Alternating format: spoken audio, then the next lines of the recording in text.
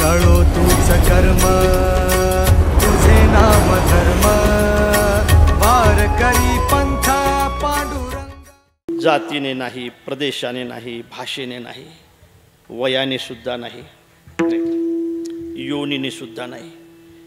माझ्या मुक्ताईचं वय फक्त 6 वर्षाचं होतं महाराज। एक सांगू का भाव, माझ्या मुक्ताईचं वय म्हणजे विदर्भातली असल्यामुळे 6 वर्षाचं होतं। आता खरं म्हणजे असं आपल्याला म्हणायला हरकत नाही, तुमचे बाबा म्हणजे कोण, ज्ञानेश्वर महाराज, आणि आमची आई म्हणजे मुक्ताई। मोठं कोण असं जर एखाद्या वेळेला आपण विचारात घेतलं तर मला असं वाटते तुमच्या बाबापेक्षा आमच्या मुक्ताबाईला जास्त महत्त्वाचं स्थान द्यावं लागेल तुम्हाला। कारण सांगतो, तुमचा बाबा रुसून बसला होता ना, रुसून बसला होता।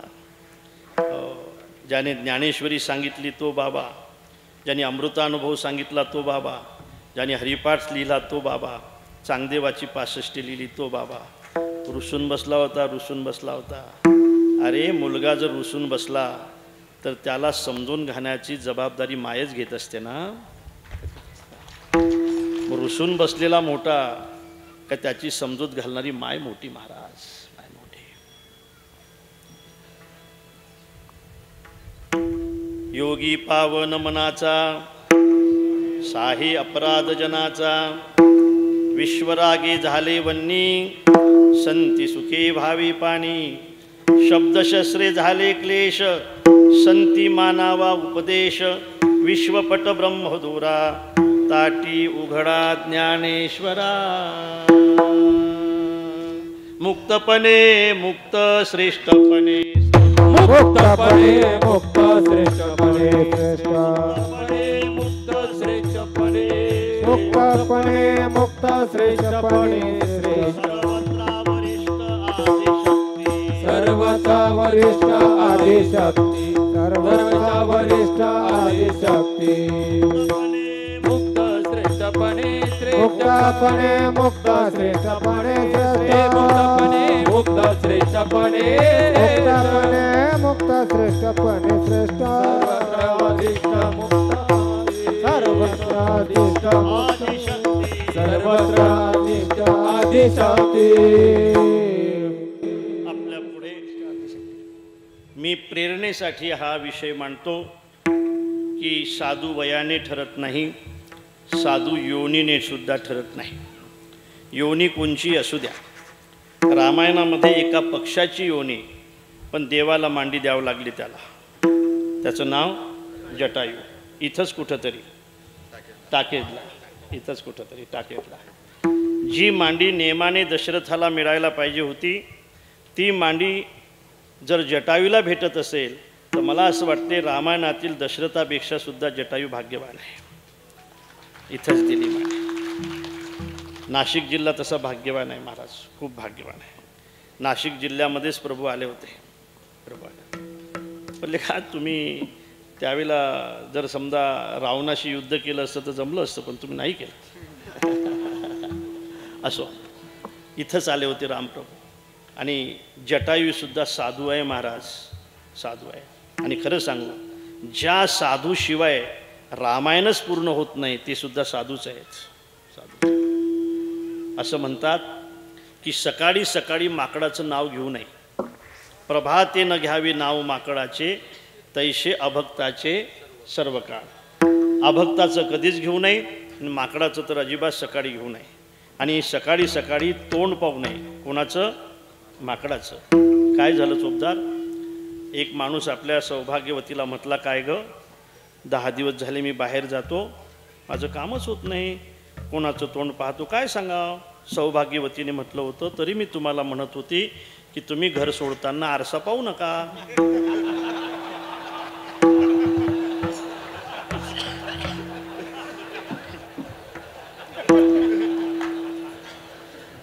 कोणाचं तोंड पाहुणे सकाळी,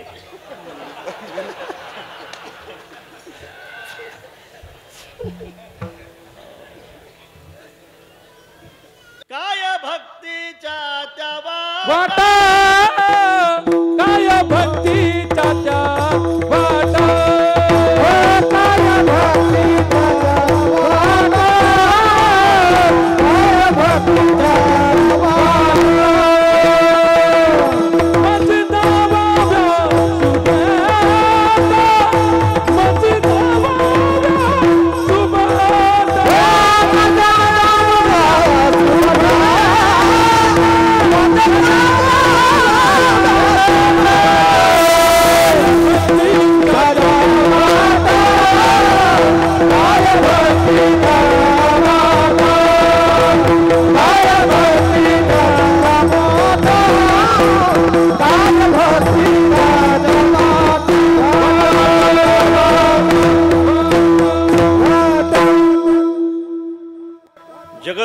तुकोबारायांसारखा साधू हनुमंतरायाला मार्ग विचारल्याशिवाय वाट चालत नाही. त्या हनुमंतरायाचा अधिकार किती मोठा आहे सांगू. अरे सुग्रीवाला किष्किंधा मिळाली याचं कारण हे हनुमंतराय आहेत. विभीषणाला लंका मिळाली याचं कारण हे हनुमंतराय आहेत. आणि रामप्रभूला सीता मिळाली याचं कारण हे हनुमंतराय आहेत. समजा जर नसते तर सुग्रीवाला किष्किंधा भेटली नसती. समजा जर नसते तर विभीषणाला लंका भेटली नसती. आणि समजा जर नसते तर रामप्रभूला सीताही भेटली नसती. हे फक्त माझ्या हनुमंतरायामुळे झालं, लक्षात ठेवा. फक्त हनुमंतरायामुळे. याच ठिकाणी अंजनी पर्वत आहे कुठंतरी त्र्यंबकच्या जवळ. वा काय भाग्य आहे तुमचं. अंजनी पर्वत आहे. आणि सज्जनानो, हनुमंतरायाची योनी माकडाची आहे. म्हणून नाथ बाबाला म्हणावं लागलं, अरे योनी जन्मला मरकट, योनी जन्मला मरकट, परी तो वैष्णवा माझी अतिश्रेष्ठ. योनी जन्मला मरकट, परी तो वैष्णवा माझी अतिश्रेष्ठ. त्यासी म्हणावया कनिष्ठ, ऐसा पापिष्ट कोण आहे. ऐसा पापिष्ट कोण आहे. असं कोण पाप करणार आहे. आणि केलं तर ते पाप ठरेल. आणि म्हणून साधू याने ठरत नाहीत. साधू ठरतात कशाने. साधू लक्षणाने ठरतात. विठ्ठल विठ्ठल. वेळामध्ये थांबणार आहे आपण. मी अजिबात 12च्या नंतर कीर्तन करणार आहे, लक्षात ठेवा. पंगत आहे ना, त्याच्यामुळे कुणी जाणारच नाही घरी, कारण स्वयंपाकच नाही आता. बरोबर 9 वाजता आपल्याला सूचनेसहित थांबायचं आहे.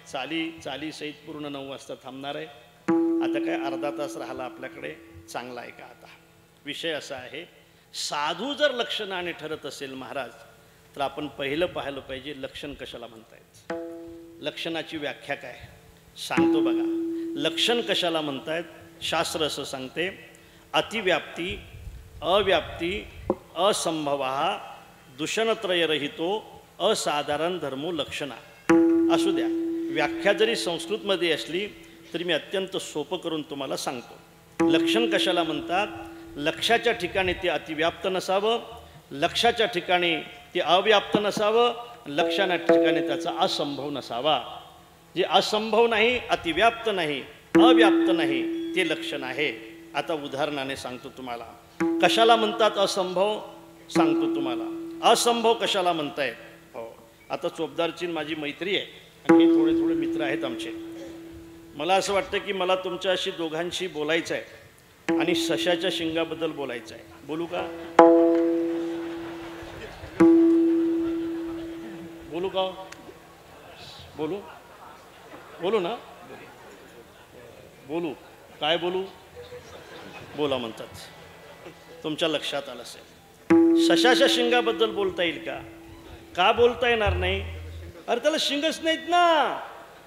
शशशृंग, सशाला शिंगच नाहीत ना लेका. सशाच्या शिंगाबद्दल कसं बोलता येईल. नाही बोलता येणार काका. सशाच्या शिंगाबद्दल कसं बोलता येईल. नाही बोलता येणार. याला म्हणतात असंभव. ज्याच्या ठिकाणी ते लक्षणच नाही, त्याच्या ठिकाणी ज्या लक्षणाचा असंभव आहे ते त्याचं लक्षण नाही. अरे नाहीच ना, अजिबात नाही, काही संबंधच नाही शिंगाचा आणि सशाचा. त्याचं लक्षण सशाच्या शिंग कसे होईल. सशाला कान असतात, शिंग नसतात.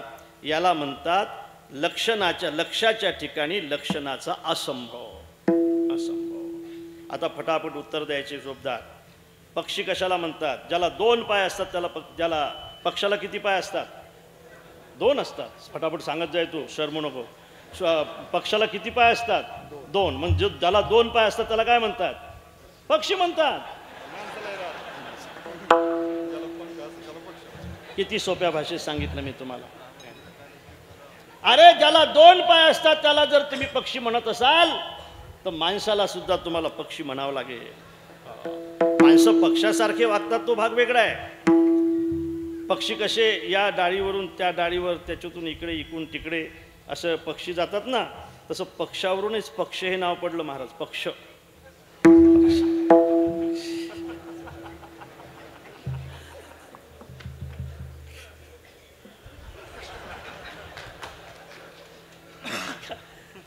बनतो. एका फार मोठ्या नेत्याला विचारलं योगेश महाराज, आम्ही त्यांच्या सौभाग्यवतीची मुलाखत घेतली बरं का. एक फार मोठे नेते महाराष्ट्रातले, त्यांच्या सौभाग्यवतीची मुलाखत घेतली आणि विचारलं की तुमच्या मालकाचे सगळ्या महाराष्ट्रावर उपकार आहेत, तुमच्यावर काय उपकार आहेत, तुमच्यावर काय उपकार आहेत, सगळे फोटो तुमच्याच मालकाचे दिसतात, तुमच्याच मालकाचे फोटो दिसतात सगळे, तुमच्या मालकाचे सगळ्या महाराष्ट्रावर उपकार आहेत, तुमच्यावर काय उपकार आहेत. काय सुंदर उत्तर आहे महाराज. ती बिचारी म्हटली, मग महाराज मी माझ्या मालकाचे उपकार कधी विसरणार नाही. किती उपकार आहेत माझ्या मालकाचे माझ्यावर, बापरे इतके उपकार आहेत. म्हटलं काय उपकार आहेत बुवा. मग म्हणे माझ्या मालकाने आजपर्यंत इतके पक्ष बदलले पण मला बदललं नाही.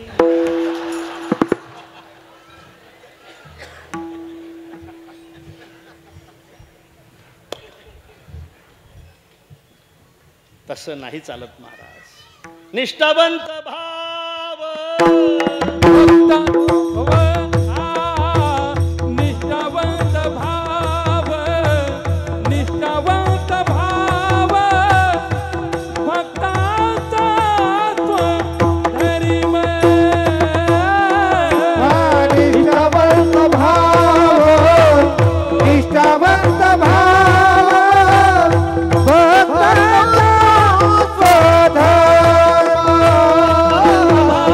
भक्ताचा स्वधर्म निर्धार हे वर्म चुकून हे.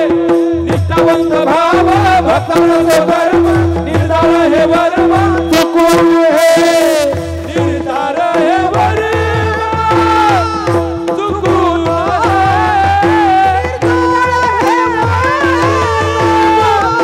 चुकून निष्ठावंत भाव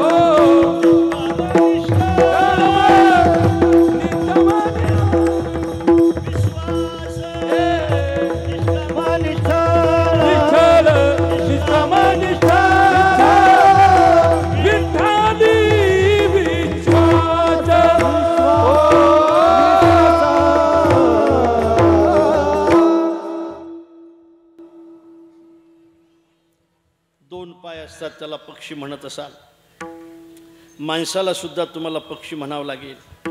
हे लक्षण अतिव्याप्त झालं. काळा तो घोडा असं जर तुम्ही म्हणत असाल तर ते लक्षण अव्याप्त झालं. गाय सुद्धा काळी असू शकते, हे खरं लक्षण नाही. ते अतिव्याप्त नसावं, अव्याप्त नसावं, त्याचा असंभव नसावा, ते खरं लक्षण आहे. आणि खऱ्या अर्थाने हेच लक्षण आपल्याला या ठिकाणी करायचं आहे. महाराजांना आपण असं विचारणार आहोत की महाराज खरं सांगा, खरं सांगा. विठ्ठल विठ्ठल विठ्ठल विठ्ठल विठ्ठल. भक्ताचे अनेक बहिरंग लक्षणं आम्ही पाहिलेत, भक्ताचे अनेक बहिरंग लक्षणं आम्हाला माहीत आहेत. पण खरं सांगा महाराज, साधूचं आणि भक्ताचं खरं अंतरण लक्षण काय ते सांगतायत महाराज अभंगाच्या प्रत. भक्ताईसे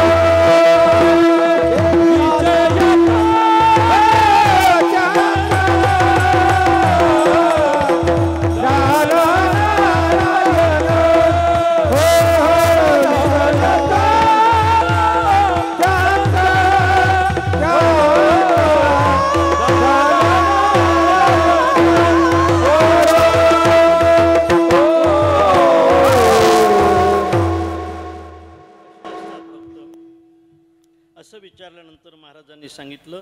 कसे असतात भक्त म्हटल्यानंतर महाराज म्हणतात भक्त ऐसे असतात.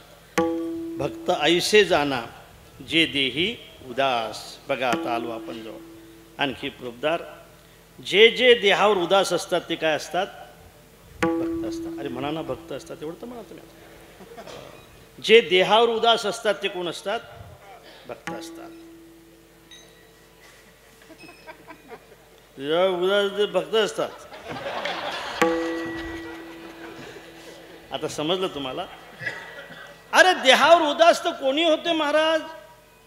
एकोत्तर याची वाडी जडती आगी घालती उडी.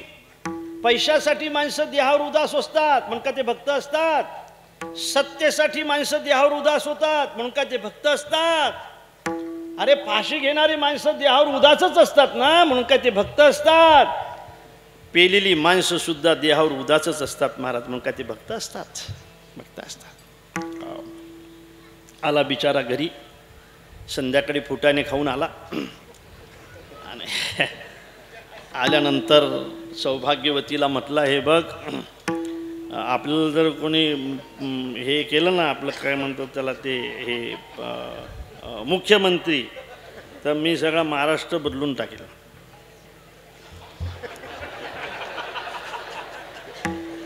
जमलं ना? तुम्हाला कसं काय समजलं?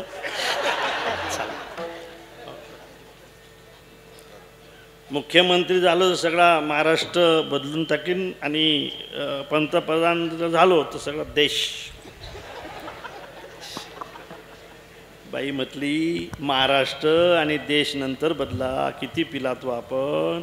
लुंगी म्हणून माझा परकोर घातला तुम्ही, तो बदला.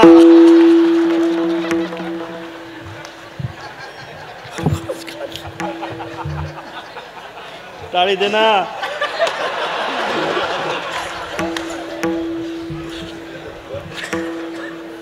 पाणी नको देऊ. पाण्याचं नाही चाललं आता हे सध्या.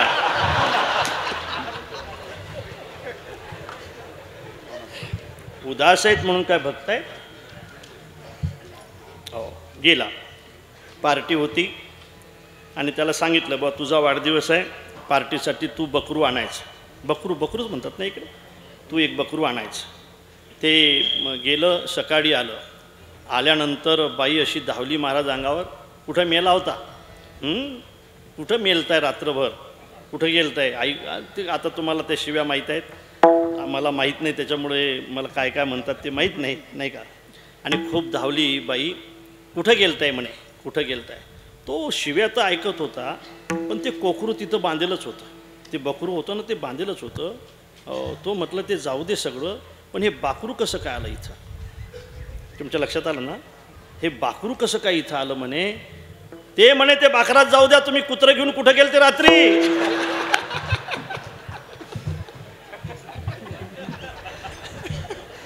तुमच्या लक्षात नाही आलं? कुत्रच नेलं यानं. भक्त आहे ते. लोभासाठी काही देहावर उदास होत आहेत म्हणून काय ते भक्त आहेत? व्यसनाने माणसं उदास होत आहेत म्हणून काय ते भक्त आहेत? भक्त ऐसे जाना.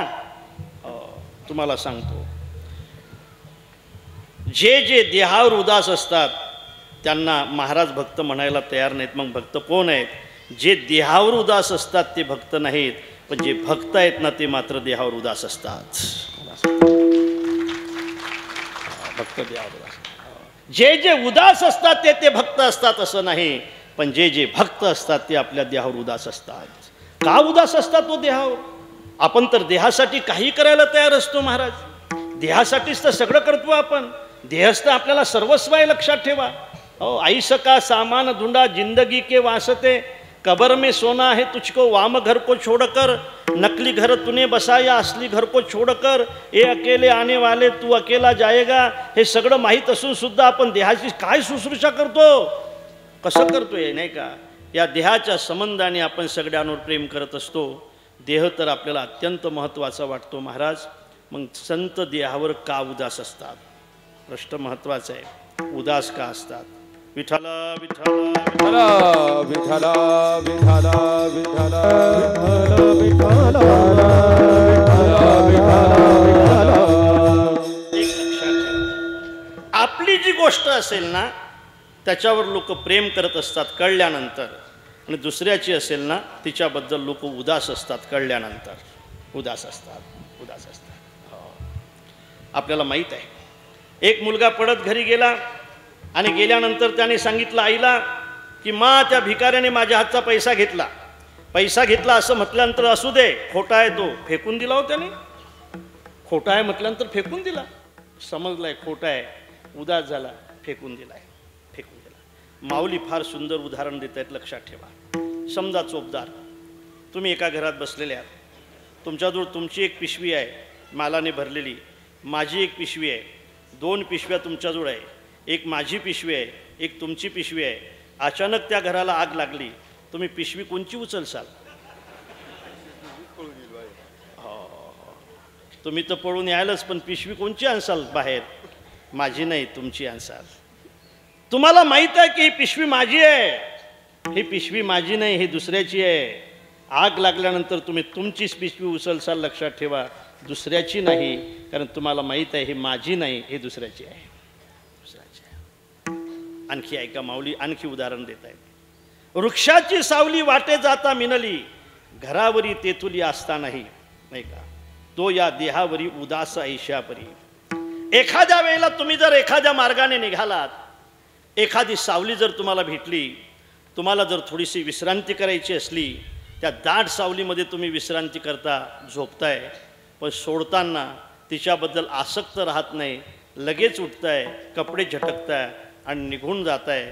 त्या वृक्षाबद्दल तुम्ही, त्या सावलीबद्दल जसे उदास असतात ना, तसे संत सुद्धा या देहाबद्दल उदास असतात. देह आधी काय खरा, देह आधी काय खरा, देह संबंधी पसारा, संबंधी पसारा. ए बुजगावने तोरा लक्षणचे बात सचे, बुजगावने तोरा लक्षणचे बात सचे. हे बुजगावने तोरा बात बात, बुजगावने तोरा बात बात.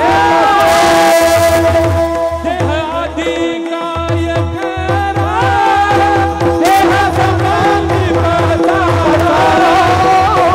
बुजगावने लक्षणचे बात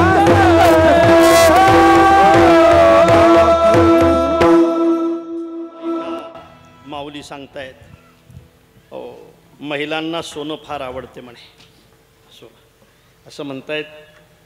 शेण, पुढे साई, सोनं आणि जावाई, ह्या 4 गोष्टी सासूंच्या आवडीच्या आहेत. शेण, हो, सोनं फार आवडीचं आहे महिलांच्या, बरं का. चांगलं आहे आता, हो, 1 लाख रुपये किलो आहे आता.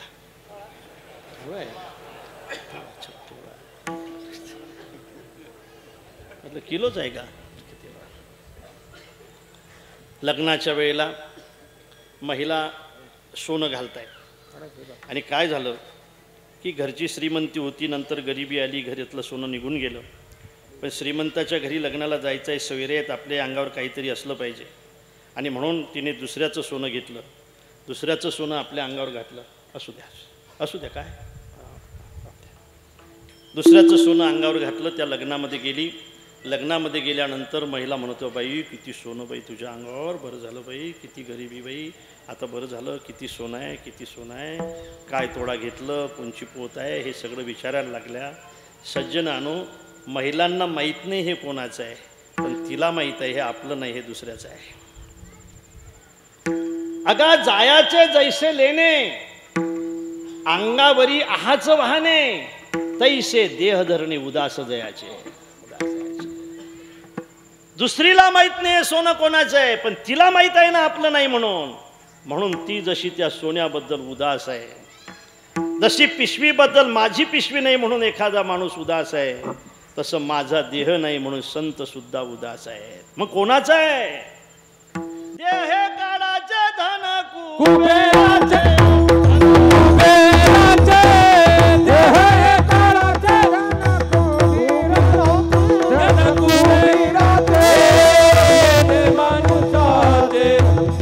मनुष्याचे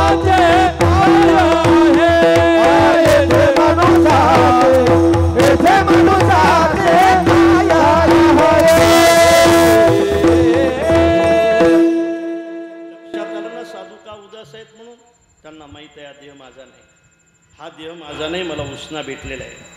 साधूला जर माहीत असेल तर आपल्याला माहीत करून घ्यायला काय हरकत आहे महाराज, हा देह का आपला आहे. अस्ति जायते वर्धते विपरिणमते अपेक्षेते आणि विनश्यती हे सगळे विकार ज्याच्यामध्ये आहे तो का देह आपला आहे. मी तर नेहमी असं म्हणेल की तुम्ही लग्नातले फोटो घ्या आणि 70च्या पुढचा चेहरा पहा. पेनेकरी लग्नातले फोटो आहेत का काही? आता यांना तुम्हाला आहेत का? असतील तर पहा. आहेत का? आहेत आहेत आहेत ते असे पहा. आता हे पहा आरसा. अस्ति जायते वर्धते विप्रणमते अपक्षयते आणि विनश्यती हे सगळे विकार ज्या देहाच्या ठिकाणी तो देह आपला आहे. आपली इच्छा होती म्हातारा होण्याची, झालोत का नाही? आपली इच्छा होती कान जाण्याची, गेले का नाही? आपली इच्छा होती गुडघे जाण्याची, गेले का नाही? हे सगळं जर जात असेल महाराज तर आपले जे साचे ते कल्पांतीही न वचे. आपलं जे आहे ते कधी जात नाही, जे जाते ते कधी आपलं नाही. सावध होणं अत्यंत महत्त्वाचं आहे. आणि आपलं नाही हे समजल्यानंतर साधू देहाबद्दल उदास आहे. भक्त ऐसे जाना जे देही उदास आणि गेले आशा पाश निवारुनी. मग त्यांचा विषय काय? विषयतो त्यांचा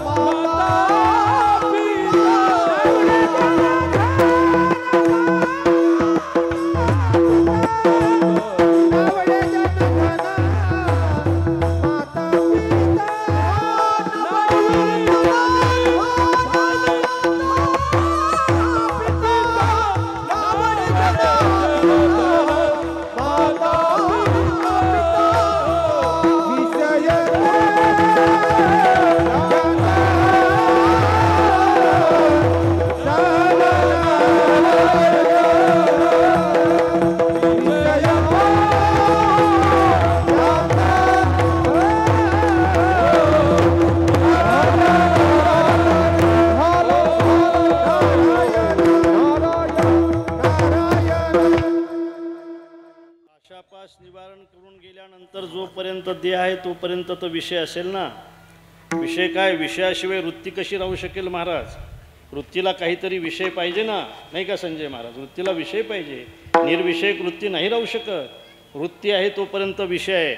मग आपला विषय नारायण झाला नाही त्याच्यामुळे आपली आशा दुसरी आहे. त्यांची आशा कोणची आहे? त्यांचा एकच विषय. अरे विक्षेप नका करू रे पोरो. काय बसा ना खाली, बसा. तुमचा विक्षेप होतो, सगळे लोक तुम्हाला मी सांगतो तुम्हाला. विषय तो त्यांचा झाला नारायण. नावडे जन धन माता पिता. आणि एका वृत्तीमध्ये दोन विषय राहत नसतात. एका वेळेला एकाच विषयाला वृत्ती ग्रहण करत असते, विषय करत असते. म्हणून विषयच नारायण असल्यामुळे आणखी काही विक्षेप आहे का पाठीमागं? नाही ना. आता माझ्याकडे पहा. अर्थात विषय तो त्यांचा झाला नारायण. नावडे जन धन माता पिता. आता माता पिताचं जाऊ द्या महाराज.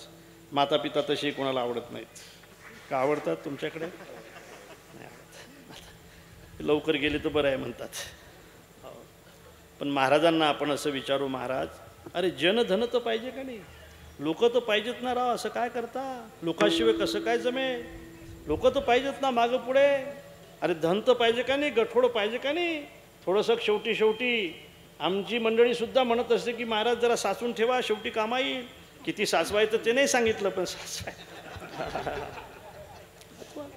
थोडं कामा येईल आपल्याला. नंतर कोण कामी पडत नसते महाराज. आजारी पडल्यानंतर मी खरं सांगू का, ज्याचा देवावर विश्वास आहे ना महाराज, त्याने गठोड्याचा कधी विचारच करू नये. जे गठोड्याचा विचार करत असतील, मला वाटतं त्यांचा त्याच्यावर विश्वास नाही. नको चिंता करू अन्न या वस्त्राची, माऊली आमुची पांडुरंग. आणि म्हणून महाराज पाहिजेत ना माणसं सोबत. सल्ला देऊ आपण महाराजांना, माणसं पाहिजेत, गठोडं पाहिजे, धन पाहिजे. पारे वा, असं कुठं असते का? जनही नाही धनही नाही.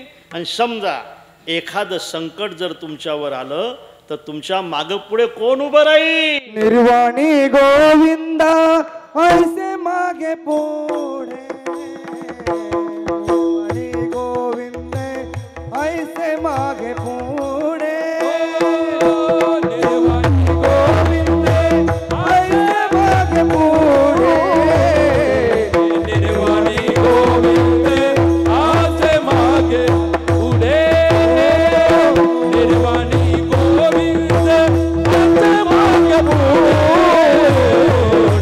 निर्वाणी गोविंद ऐसे मागे पुढे,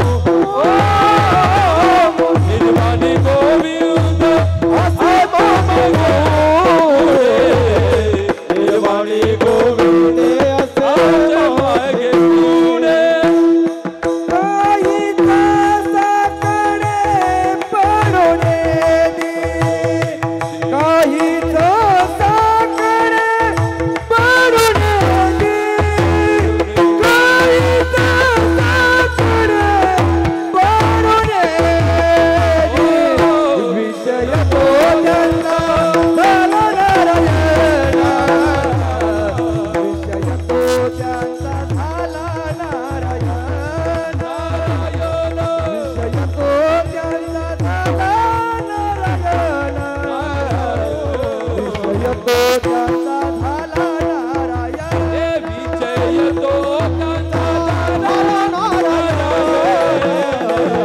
विजय तो विजय तो झाला नारायण, विषय तो त्यांचा झाला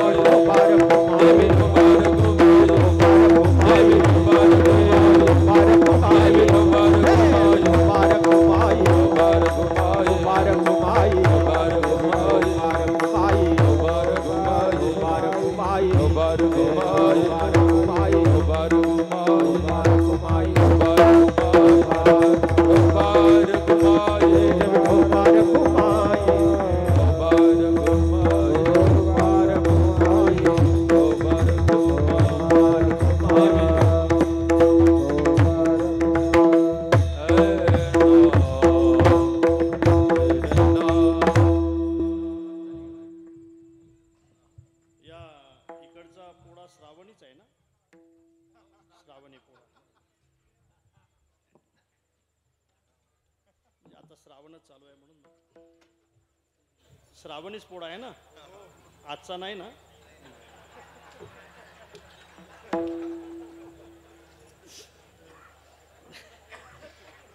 आजचा नाही, हा आजचा नाही, मला वाटलं आजचाच आहे का. चला. निर्वाणी गोविंद असे मागे पुढे काहीच साकडे पडोने दी, विषय तो त्यांचा झाला नारायण, नावडे जनधन माता पिता. ऐका, झालंय, 10 मिनिटात थांबायचं आहे. शेवटच्या चरणाचा अर्थ अत्यंत गोड आहे. मी असं म्हणेल की एक आपल्या दृष्टीने आहे, एक अभंगाच्या दृष्टीने आहे, एक संतांच्या महात्म्यांच्या दृष्टीने आहे. आपल्या दृष्टीने जर या शेवटच्या चरणाचा विचार आपण जर केला तर तो असा आहे, कोणी जर चांगलं काम करत असेल दादा, त्याला मदत करा, त्याला सहकार्य करा, नक्की करा. तुम्ही जर त्याला सहकार्य करत असाल तर तुम्ही स्वर्गात जाल, आणि तुम्ही जर त्याला अडचण आणत असाल तर तुम्ही नरकात जाल. घातली या भय नरकात. काय असते बघा, चांगला माणूस जर मार्गस्थ असेल तर त्या मार्गातले आपण फुलं झालं पाहिजे. फुलं होता येत नसेल तर होऊ नका, पण त्याच्या मार्गातले काटे बनू नका. भला किसी का कर न सके तो बुरा किसी का मत करना, पुष्प नहीं बन सकते तो तुम काटे बनकर मत रहना. घर न किसी का बसा सके तो झोपड़िया न जला देना, मरहम पट्टी कर न सके तो खार नमक न लगा देना, दीपक बनकर जल न सके तो अंधियारा भी मत करना, पुष्प नहीं बन सकते तो तुम काटे बनकर मत रहना. बन न सके भगवान अगर तुम कम से कम इंसान बनो, बन न सके भगवान अगर तुम कम से कम इंसान बनो, नहीं कभी शैतान बनो, नहीं कभी हैवान बनो. सदाचार अपना न सके तो पापों में पद मत रखना, पुष्प नहीं बन सकते तो तुम काटे बनकर मत रहना. होता आलं तर फुलवा. सांगू का, माझ्या छत्रपती शिवाजी महाराजांना जर त्या काळामध्ये सहकार्य भेटलं असतं ना महाराज, तर या महाराष्ट्राचंच काय देशाचं चित्र तुम्हाला फार वेगळं दिसलं असतं. केलं ना. चांगल्या माणसाला सहकार्य करण्याची पद्धत आजही आपल्या देशामध्ये उपलब्ध नाही असं मला वाटतंय. चांगल्या कामाकडे दुर्लक्ष होते महाराज. बघा, जो करे दंभ सो बडा आचारी, जे दांभिक असतात त्यांनाच लोक महाराज समजतात, अशी परिस्थिती आहे. जो करे दंभ सो बडा आचारी. बापरे, काय महाराज, काय महाराजचे डोक्यात सगळे टमाटे असले तरी चालतील महाराज, तर दांभिकता असली पाहिजे. असं नका करू. गरज असेल तिथं दान दिलं पाहिजे, आणि जे खरं असेल तिथं पोहोचलं पाहिजे, लक्षात ठेवा. आणि म्हणून चांगल्या माणसाला मदत करा माझ्या दादांनो, खरंच करा. चांगल्या माणसाला मदत करता करता एक दिवस ते मदत तुम्हाला तिथपर्यंत पोहोच केल्याशिवाय राहणार नाही. बघा ना तुम्ही, नाही गाव परत रामप्रभूचे मंदिरं नाहीत, मोजके मंदिर आहेत रामप्रभूचे गावागावात. गाव परत रामप्रभूचे मंदिरं नाही, पण या देशातलं एकही गाव नाही की ज्या गावामध्ये हनुमंतरायाचं मंदिर नाही. काय केलंय माझ्या हनुमंतरायाने? हनुमंतरायाने रामप्रभूला मदत केली, हनुमंतरायाने रामप्रभूला साथ दिली, आणि बस रामचंद्र के काज सवारे. रामप्रभू म्हणतील ते आपलं जीवन, ते आपलं काम समजलं, आणि आता रामप्रभू सेवक राहिले नाहीत, रामप्रभू मालक झाले आहेत. आणि म्हणून विश्वास तो करी स्वामीवरी सत्ता. माझ्या दादांनो, माझ्या तरुणांनो, ऐका, चांगल्या माणसाला मदत करा. एक दिवस तुम्हाला सुद्धा ते स्थान प्राप्त झाल्याशिवाय राहणार नाही.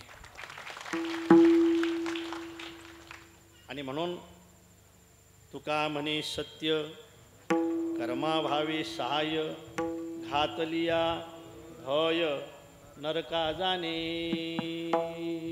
हा आपल्या दृष्टीने अर्थ झाला, पण अभंगाच्या दृष्टीने आणि महात्म्याच्या दृष्टीने अर्थ असा आहे की संत कसे असतात, भक्त कसे असतात, एखाद्या वेळेला त्यांना नरकात घालण्याचं भय जरी कोणी घातलं तरी ते भक्ती सोडत नाहीत. हे भक्ती केल्यानंतर, हे काम केल्यानंतर, यांना सहकार्य केल्यानंतर, हे तुम्ही केल्यानंतर तुम्ही नरकात जाल. ते म्हणतात आम्ही नरकात गेलो तरी चालेल, पण चांगलं काम सोडणार नाही, आणि चांगल्या कामाला मदत करणं सुद्धा सोडणार नाही. सांगतोय तुम्हाला, भगवंताचं पोट दुखायला लागलं, त्याला परीक्षा घ्यायची होती नारदजीची. गडबडा लोळायला लागले प्रभू. नारदजी आले. बापरे काय झालंय? अरे म्हटले काय नारदा खूप पोट दुखते. इतकं पोट दुखते म्हटलं आता काय होते माहीत नाही. अरे पण औषध म्हटले औषध आहे ना, सांग ना औषध काय? म्हटले नारदा एक काम करा की भक्ताच्या पायाची माती घेऊन या. भक्ताच्या पायाची माती मी घेतली ना, त्याचं ती तुम्ही कालून घेतली ना की माझं पोट बसेल बघा. म्हटले आता घेऊन येतो. आता घेऊन येतो म्हणण्यात तूच दे ना. पण नारदाने आपली दिली नाही. त्याला असं वाटलं, नारदजीला असं वाटलं माझी जर पायाची माती मी दिली तर याचं पोट बसेल पण मी नरकात जाईल ना. जाऊ द्या म्हणजे दुःख द्या थोडंसं, बघू नंतर. म्हणून तो अनेक भक्ताकडे गेला. भक्ताच्या पायाची माती मागितली. कोणीच त्याला माती दिली नाही. नरकात जाण्याच्या भीतीने परत आला. प्रभू गडबडा लोळत होते. म्हटले माती काही कोणी द्यायला तयार नाही म्हणे. तुझं पोट काही बसणार नाही असं वाटते. नाही म्हटले तू गोकुळात गेला होता का? थोडक्यात सांगतो.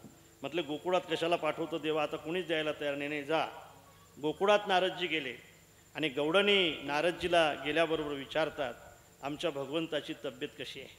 आमचा प्रभू खुशाल आहे ना? आमचा कन्हैया खुशाल आहे ना? कशी आहे आमच्या प्रभूची तब्येत? अरे तेच तर तुम्हाला सांगायला आलो. म्हटले काय झालं? प्रभूचं फार पोट दुखते म्हणे. गडबडा लोळतोय तो. भयंकर पोट दुखते म्हणे त्याचं. अरे नारदा मग त्याचं औषध? आमच्या प्रभूचं पोट दुखते आणि त्याचं औषध काय? औषध आहे ना म्हणे.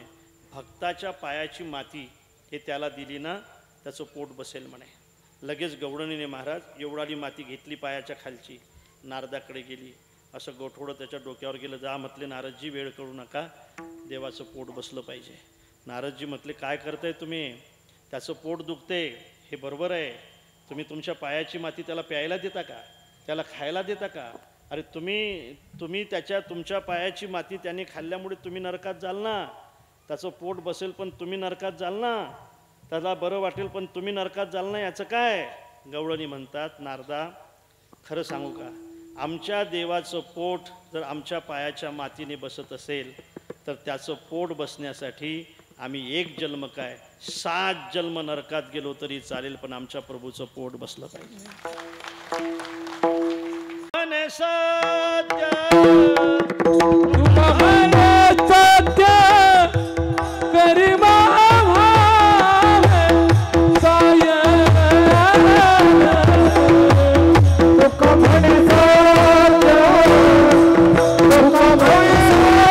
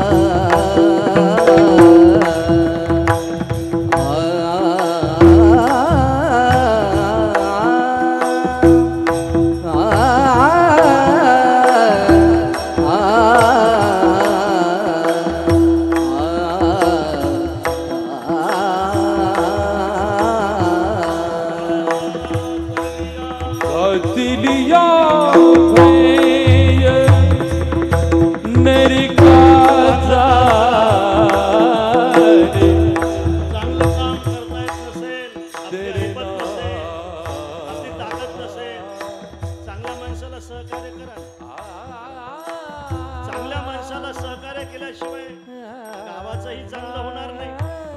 अरे गावाचंच काय, चांगल्या माणसाला सहकार्य केल्याशिवाय घराचं सुद्धा चांगलं होणार नाही. घरात एखादा चांगला माणूस असेल तर त्याला सहकार्य करा ना तुम्ही. मुद्दाम तुम्हाला सांगतोय, करा ना सहकार्य तुम्ही. आपलं घर पुढे जाण्यासाठी, आपलं प्रगती होण्यासाठी तुम्ही चांगल्या माणसाला सहकार्य करा. नक्कीच तो चांगला माणूस तुमचं घर पुढे नेल्याशिवाय राहणार नाही. चांगल्या माणसाला मदत करा गावातल्या, तो माणूस तुमचं गाव पुढे नेल्याशिवाय राहणार नाही. देशातल्या चांगल्या माणसाला तुम्ही मदत करा.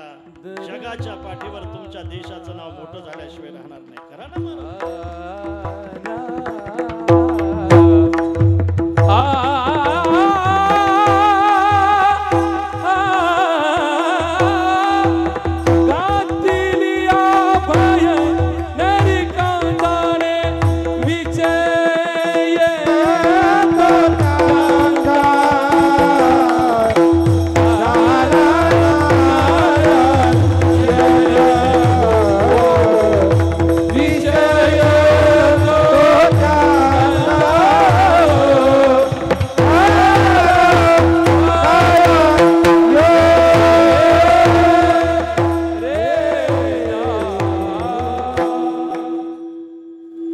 ज्ञानेश्वर माऊलीचं भजन होईल. अवघं 5 मिनिटामध्ये संपून जाईल. जय विठ्ठल भजन लगेच होईल आणि लगेच तुम्हाला इथून जय विठ्ठल झाल्याबरोबर, ज्ञानदेव तुकाराम झाल्याबरोबर लगेच इथून तुम्हाला घरी जायचं आहे. नाही, न सांगता तुम्ही ज्या पंक्ती धरणार आहात त्या पंक्तीनंतर बसणार आहे. सज्जनानो, माझ्याकडे एक चिठ्ठी आली. त्याच्यामध्ये त्यांनी लिहिलं की गायीचं सांगा. अरे बाबा, गाय हा सांगण्याचा विषय नाही, गाय हा सेवा करण्याचा विषय आहे.